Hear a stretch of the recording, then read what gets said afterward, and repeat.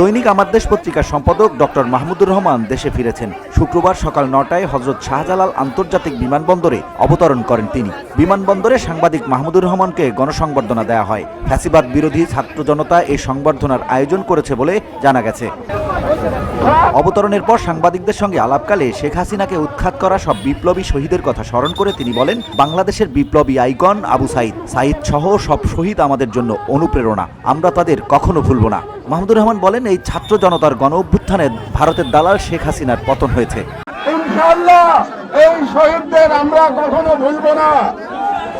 শহীদ আবু সাঈদ নিজের জীবন বিসর্জন দিয়ে নিজের জীবনের বিনিময়ে ফ্যাসিজমকে কবর দিয়েছে।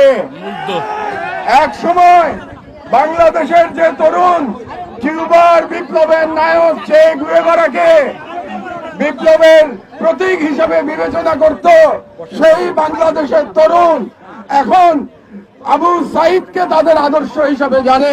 যার ফলে ৬ বছর নির্বাসনে থাকার পর আমি মাতৃভূমিতে ফিরতে পেরেছি। আমাকে উদ্ভট ও মিথ্যা মামলায় ৭ বছরের সাজা দেওয়া হয়েছিল বলেও অভিযোগ করেন তিনি।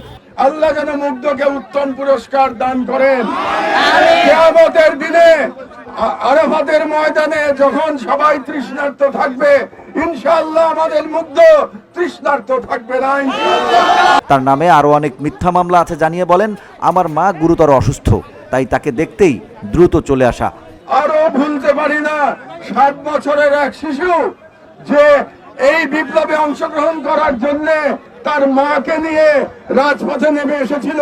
সে আবু সাঈদের কথা বলতে গিয়ে আবেগে কেঁদে সে তার মাকে জড়িয়ে ধরেছিল। আমি সেই শিশু এবং তার মাকে আমার শ্রদ্ধা এবং কৃতজ্ঞতা জানাই। 2 দিন মায়ের সঙ্গে থাকতে চাই। রোববার আমি আদালতে যাব। আমার নামে অ্যারেস্ট ওয়ারেন্ট আছে। এমনও হতে পারে আমাকে জেলে যেতে হতে পারে। আপনারা বিচলিত হবেন না। আমি আইনিভাবে সবকিছুর মোকাবেলা করতে চাই। আজকে 200 বছর পরে আমরা তিতুমীরকে, শহীদ তিতুমীরকে পরম শ্রদ্ধা করে স্মরণ করি। আমি আশাবাদী যে আজ থেকে 200 বছর পরে।